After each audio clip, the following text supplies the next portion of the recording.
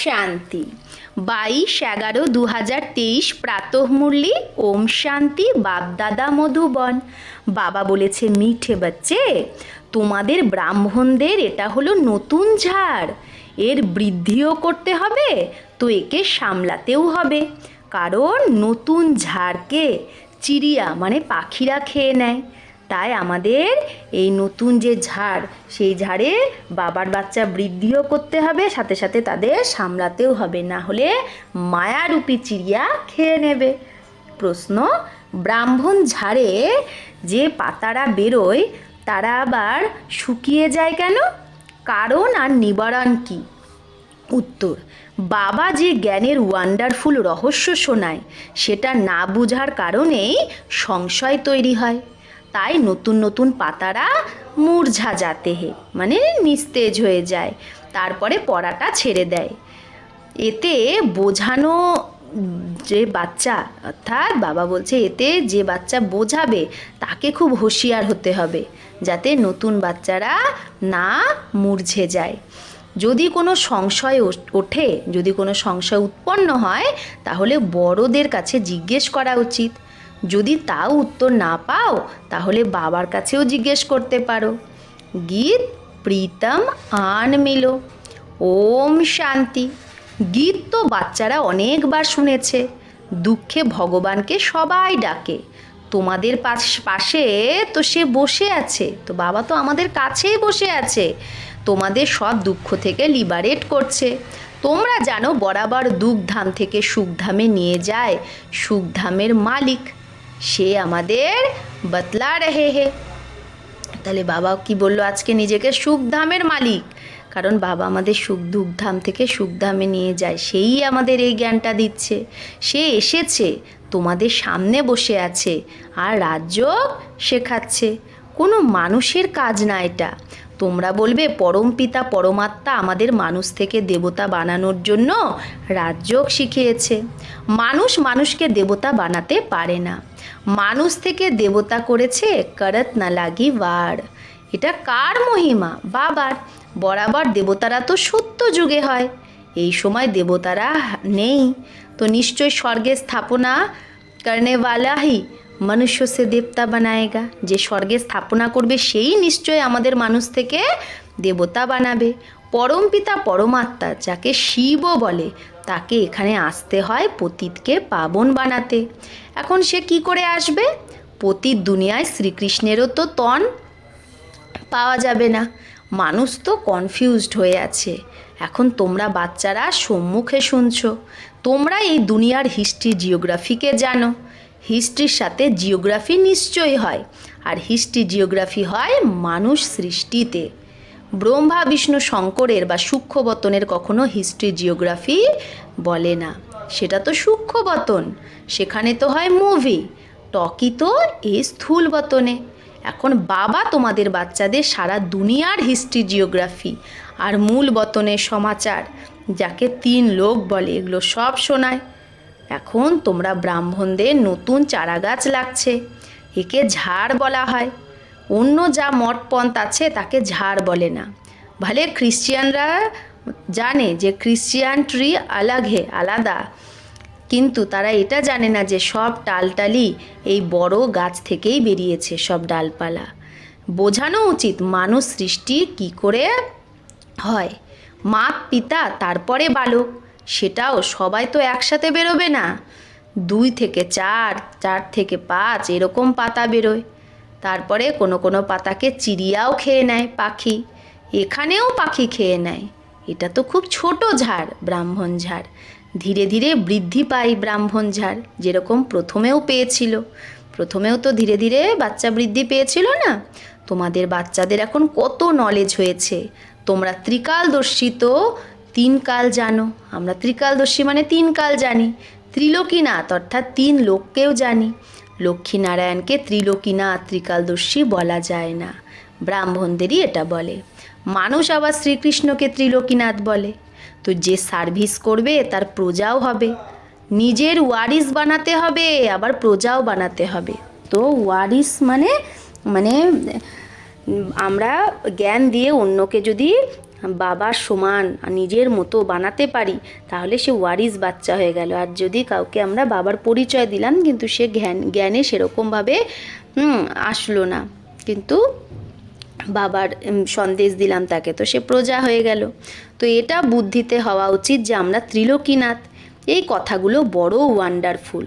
বাচ্চারা পুরো রীতি বোঝাতে পারে না, তো কনস্ট্রাকশনের বদলে ডিস্ট্রাকশন হয়ে যায়। যদি ভালোভাবে আমরা না বোঝাতে পারি, তাহলে বাবার বাচ্চা তৈরির বদলে আরও বাচ্চা চলে যায়। নিকলে হুয়ে পত্তোं को भी মুরঝা দেতে হে। অনেক সময় আমরা যে বাচ্চারা বেরিয়েছে নতুন বাচ্চা, তাদেরকেও এমন হয়তো ডিসসার্ভিস করে দিই যে তারাও কনফিউজড হয়ে যায়, সংশয় বুদ্ধি হয়ে যায়, তখন পড়াকে ছেড়ে দেয়। আমরা বলি কল্প আগেও এরকম হয়েছিল, বিতি সো বিতি দেখো, যেটা হয়েছিল সেটাই হচ্ছে। এখন তোমরা বাচ্চারা সারা সৃষ্টির আদি মধ্য অন্তকে জেনে গেছো, হিস্ট্রি আর জিওগ্রাফিকে জানো। বাকি মানুষ তো কথা অনেক বানায়, কি লিখে দেয়, কীরকম নাটক বানায়। ভারতে অনেকে অবতার মানে, ভারতে নিজের বেড়া ভারতই কী করেছে, গার্ব করে দিয়েছে। এখন তোমরা বাচ্চারা খাস ভারতকে, দুনিয়াকে, হ্যাঁ সারা দুনিয়াকে কি করছো, স্যালভেজ মুক্ত করছো। এই দুনিয়ার চক্র ঘুরছে। আমরা উপরে যখন থাকবো তো নরক, তো বাবা বলছে যখন আমরা হাম উপার হোঙ্গে তো নর্ক নিচে হোগা। তার মানে কি, হাম উপার হোঙ্গে মানে এখানে পরমধামে না, যখন সৃষ্টিচক্রটা সত্যযুগে থাকবে তখন নরকটা কোন দিকে থাকবে, সত্যযুগ উপরে থাকলে নরকটা তখন সৃষ্টিচক্রের নিচে হয়ে যাবে। যেরকম সূর্য যখন অস্ত যায় তখন বলে না সমুদ্রের নিচে যায়, কিন্তু থোড়েই সমুদ্রের নিচে যায়, ভাবে দ্বারিকা আদি ডুবে গেছে। মানুষ কী ভাবে, দ্বারিকা আদি এগুলো ডুবে গেছে মাটির নিচে, মানুষের একদম সমুদ্রের নিচে, তাই ভাবে। মানুষের বুদ্ধি একদম ওয়ান্ডারফুল না। এখন তোমরা কত উঁচু হও, তো এগুলো তো এরকম হয়নি না, মহাপ্রলয় তো হয়নি, ওই যুগটা চলে গেছে, এখন আবার সেই যুগ আসবে। তো কত খুশি হওয়া উচিত। দুঃখের সময় তোমরা লটারি পাচ্ছ, এখন তো দুঃখের সময়, কিন্তু আমরা কি পাচ্ছি, লটারি। দেবতারাই তো লটারি পেয়েছে। এখানে তোমাদের দুঃখ থেকে আবার অথা সুখ পাও তোমরা, কত খুশি হয়। ভবিষ্যৎ 21 জন্মের জন্য আমরা স্বর্গের মালিক হব। মানুষ বলে গীতার জ্ঞান তো সৎসঙ্গ, কত সৎসঙ্গ আছে, সাই বাবার সৎসঙ্গ আদি অনেক দোকানদারি এগুলো। এটা তো একটাই দোকান ব্রহ্মাকুমারীদের। জগদম্বা হলো ব্রহ্মার মুখ বংশাবলী, সরস্বতী ব্রহ্মার কন্যা, সে তো প্রখ্যাত। তোমরা জানো মাত পিতার কাছে আমরা ঘনেরে সুখ পেয়েছিলাম, এখন সেই মাত পিতাকে আবার পেয়েছি, অনেক সুখ দেয়, তাই না? বাবা আমাদের কত সুখ দিচ্ছে। আচ্ছা, মাতা পিতাকে আবার কে জন্ম দেয়? শিব বাবা। আমাদের রত্ন শিব বাবার থেকে আমরা পাই। তাহলে এখানে মাত পিতা বলছে ব্রহ্মা বাবা মাম্মা, তাহলে তারাও কার সন্তান? তাদেরকে কে জন্ম দিয়েছে? শিব বাবাই। তা আমরা রত্ন তো শিব বাবার থেকে পাই, তোমরা হয়ে গেলে শিব বাবার নাতি। এখন আমরা সুখ ঘানেরে সেই বৃহদের বাবার থেকে ব্রহ্মা সরস্বতী মাত পিতার দ্বারা নিচ্ছি। দেনেওয়ালা তো সেই শিব বাবা, কত সহজ কথা। তারপরে বোঝাতে হবে আমরা এই ভারতকে স্বর্গ বানাই, আর সুখ ঘানেরে আগিয়ে পাবো গভীর সুখ। আমরা ভারতের সেবক, আমরা এখন কি ভারতের সেবক, তন মন ধন দ্বারা আমরা সেবা করি। গান্ধীকেও মদত করতো না? তোমরা বোঝাতে পারো যাদব কৌরব পাণ্ডব কি করতো? পাণ্ডবদের দিকে তো আছে পরম পিতা পরমাত্মা, পাণ্ডব হলো বিনাশকালে প্রীত বুদ্ধি মানে আমরা, আর কৌরব আর যাদব হলো বিনাশকালে বিপরীত বুদ্ধি, যে পরম পিতাকে মানেই না, ঠিককার ভিত্তারে পরমাত্মাকে বলে দেয়। তোমাদের ছাড়া আর কারও পরমাত্মার সাথে প্রীত নেই, তো অনেক খুশি হওয়া উচিত। নাখুন সে লেকার চোটি তক খুশি रहनी चाहिए, মানে বলে না পা থেকে মাথা পর্যন্ত, মাথা থেকে পা পর্যন্ত তোমাদের খুশি থাকা উচিত। বাচ্চা তো অনেক না, তোমরা মাতা পিতার থেকে শোনো তো তোমাদের খুশি হয়। সারা সৃষ্টিতে আমাদের মতো সৌভাগ্যশালী আর কেউ হতে পারে না। আমাদের মধ্যেও কেউ পদ্মাপদম ভাগ্যশালী, কেউ শুধু সৌভাগ্যশালী, কেউ ভাগ্যশালী, বা আবার কেউ দুর্ভাগ্যশালীও আছে। যে আশ্চর্যবাদ ভাগন্তি হয়ে যায় তাকে বলবে মহান দুর্ভাগ্যশালী। কেউ না কেউ কোনো কারণে বাবাকে ছেড়ে দেয় বাবার হাত। বাবা তো অনেক মিঠা, ভাবে শিক্ষা দু তো কাহা ফারকাতে না দে দেবে, ভাবে যদি আমি কিছু শিক্ষা দিই, হ্যাঁ এমন কিছু বোঝালাম তো হাতই না ছেড়ে দেয়। তো বাবা যদি বোঝায় যে তুমি বিকারে গিয়ে কুলের নাম বদনাম করো, যদি নাম বদনাম করো তাহলে তো খুব সাজা খেতে হবে। তো তাকে কি বলা হয়? সদ্গুরুর নিন্দক। তারা আবার কি ভাবে? যে সদ্গুরু নিন্দক মানে নিজের লৌকিক গুরুকে ভাবে। অবলা কো পুরুষ ভি ডরাতে হে, অবলাদেরকে তো পুরুষরাও ভয় পাওয়ায় যে তুমি গুরুর নিন্দা করছো, গুরু ছেড়ে দিয়েছো। তো অমরনাথ বাবা এখন তোমাদের অমর কথা শোনাচ্ছে। বাবা বলে আমি তো টিচার, আবার সার্ভেন্টও। টিচারের পা ধুয়ে জল খায় কি? বাচ্চারা যারা মালিক হবে তাদেরকে কি আমি পা ধোয়াবো? আমার পা ধোয়াবো না। গাওয়াও হয় নিরাকার নিরহংকারী, বাবা তো নিরাকার, তাহলে বাবা কি করে? বাবার পা আছে কি? আর নিরহংকারী, হ্যাঁ বাবা নিজেই বলে আমি তোমার সেবায় আছি, তাহলে বাবা কত নিরহংকারী।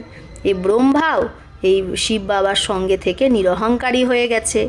অবলাদের ওপর অত্যাচারও গাওয়া হয়, কল্প আগেও অত্যাচার হয়েছিল। রক্তের নদী বইবে, পাপের ঘরা ভরবে। এখন তোমরা যোগ বলের দ্বারা বেহদের বাদশাহী নাও।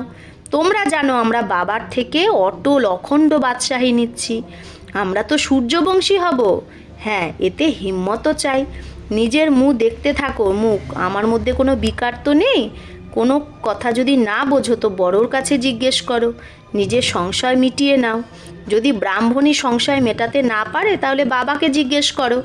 এখন তো তোমাদের বাচ্চাদের অনেক কিছু কথা বুঝতে হবে। যতদিন বেঁচে থাকবে বাবা বোঝাতেই থাকবে। বলো, এখন তো আমরা পড়ছি, বাবার কাছে আমরা জিজ্ঞেস করব, ইয়া তো বলো ইয়ে বাতে আব তক বাবা নে সমঝায় নেই হ্যাঁ। যদি কেউ জিজ্ঞেস করে কিছু, যদি তুমি না জানো তো বলো আমরাও তো পড়াশোনা করছি, স্টুডেন্ট, এটা এখনও বাবা বোঝায়নি, বা বাবাকে জিজ্ঞেস করব, বা পরে বোঝাবো, তারপরে জিজ্ঞেস করব। হ্যাঁ, অনেক পয়েন্ট বেরোতে থাকে। কেউ বলবে লড়াইয়ের কি হবে, বাবা ত্রিকালদর্শী বোঝাতে পারে, কিন্তু এখন তো বাবা বলেনি। বলে দাও যে লড়াই কিভাবে হবে সেটা বাবা বলবে। আরজি হামারি মার্জি উনকি, আরজি আমাদের, তো বাবার ইচ্ছা। নিজেকে কি সে প্রশ্ন যদি না উত্তর জানো, নিজেকে সেখান থেকে ছাড়িয়ে নেওয়া উচিত। গার্ডেনে বাবা বাচ্চাদেরকে প্রশ্ন জিজ্ঞেস করেছিল যে বাবা তো জ্ঞানের সাগর, তাহলে নিশ্চয়ই সে জ্ঞান ডান্স করে। আচ্ছা, যখন ভক্তিমার্গে শিব বাবা সবার মনোকামনা পুরো করার পার্ট বাজায়, তো সেই সময় তার এই সংকল্প হয় যে আমাকে ভারতে সঙ্গমে গিয়ে বাচ্চাদের এই সহজ রাজ্য শেখাতে হবে, স্বর্গের মালিক বানাতে হবে। এই সংকল্প তখনই উঠবে যখন আসার সময় হবে, তখনই তো এই সংকল্প উঠবে কি উঠবে না? বাবা জিজ্ঞেস করছে, বিচার হে ইয়ে সংকল্প নেহি হোগা। তো বাবা বলছে যে অন্য সময়ে সংকল্প হবে না, ভালে জ্ঞান মার্জ আছে, কিন্তু ইমার্জ তখন হবে যখন আসার সময় হবে। এমনিতে তো আমাদের মধ্যেও 84 জন্মের পার্ট মার্জ আছে না, গাওয়াও হয় ভগবানের নতুন সৃষ্টি রচনার সংকল্প উঠেছে, সেটা যখন সময় হয় তখনই সংকল্প চলে, সেটাও ড্রামায় সেট আছে। এটা অনেক গুহ্য কথা। अच्छा, मीठे मीठे सिकिलधे बच्चों प्रति माता पिता बाप दादा का याद प्यार और गुड मॉर्निंग। रूहानी बाप की रूहानी बच्चों को नमस्ते। हम रूहानी बच्चों की रूहानी माता पिता बाप दादा को याद प्यार गुड मॉर्निंग और नमस्ते नमस्ते नमस्ते। शुक्रिया बाबा, आपको लाख लाख शुक्रिया। রাত্রি ক্লাস 13/1/1969। বাচ্চারা যখন এখানে এসে বসে তো বাবা জিজ্ঞেস করে, বাচ্চা শিব বাবাকে ইয়াদ করো? তাহলে বিশ্বের বাদশাহীকেও ইয়াদ করো? বেহদের বাবার নাম শিব, আর ভাষার কারণে মানুষ আলাদা আলাদা নাম রেখে দেয়। যেরকম বোম্বেতে বাবুলনাথ বলে, কারণ সে কাটাকে ফুল বানায়। সত্যযুগে হলো ফুল, আর এখানে সবাই কাটা। তো বাবা রুহানি বাচ্চাদের জিজ্ঞেস করে, বেহদের বাবার ইয়াদে কতটা সময় থাকো? তার নাম হলো শিব, কল্যাণকারী। তোমরা যত ইয়াদ করবে তত জন্ম জন্মান্তরের পাপ কেটে যাবে। সত্যযুগে পাপ হয়ই না, সেটা তো হলো পুণ্য আত্মাদের দুনিয়া, আর এটা হলো পাপ আত্মাদের দুনিয়া। পাপ করায় 5 বিকার। সত্যযুগে রাবণ হয় না। এটা হলো এই রাবণ হলো সারা দুনিয়ার দুশ্মন। এই সময় সারা দুনিয়ার উপর রাবণের রাজ্য, সবাই দুঃখী তমপ্রধান। তবেই তো বলে বাচ্চা মা মে কম ইয়াদ করো। এটা হলো গীতার অক্ষর। বাবা নিজে বলে দেহ সহিত সব সম্বন্ধ ছেড়ে মা মে কম ইয়াদ করো। প্রথমে প্রথমে তুমি সুখের সম্বন্ধে ছিলে, তারপরে রাবণের বন্ধনে এসেছো, আবার এখন সুখের সম্বন্ধে আসতে হবে। নিজেকে আত্মা ভাবো আর বাবাকে স্মরণ করো। এই শিক্ষা বাবা সঙ্গম যুগেই দেয়। বাবা নিজে বলে আমি পরম ধামের বাসিন্দা, এই শরীরে প্রবেশ করেছি তোমাদের বোঝানোর জন্য। বাবা বলে পবিত্র হওয়া ছাড়া তুমি আমার কাছে আসতে পারবে না। এখন পাবন কি করে হবে? শুধু আমাকে স্মরণ করো। ভক্তি মার্গেও শুধু আমার পূজা যখন তুমি করতে, তখন তাকে অব্যভিচারী পূজা বলা হতো।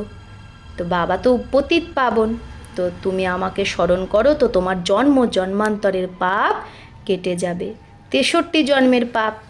সন্ন্যাসী কখনো রাজযোগ শেখাতে পারে না, বাবাই শেখায়। বাস্তবে এই শাস্ত্র ভক্তি আদি এগুলো প্রবৃত্তি মার্গের জন্য। সন্ন্যাসীরা তো জঙ্গলে গিয়ে বসে আর ব্রহ্মকে ইয়াদ করে। এখন বাবা বলে এই সবার সদ্গতিদাতা আমি, তাই আমাকে স্মরণ করো তো তুমি এই লক্ষ্মীনারায়ণ হয়ে যাবে। এম অবজেক্ট সামনে আছে, যত পড়বে পড়াবে তত উঁচু পদ পাবে। তো যত আমরা পড়বো আর পড়াবো তত কি হবে? আমাদের পাপ উঁচু পদ পাবো, আমরা দৈবী রাজধানীতে উঁচু পদ পাবো। তাই আমাদের এম অবজেক্টও সামনে আছে। অল্প হলো এক বাবা। রচনার থেকে রচনা কখনো বর্ষা পায় না। বেহদের বাবা আমাদের বেহদের বর্ষা দেয়।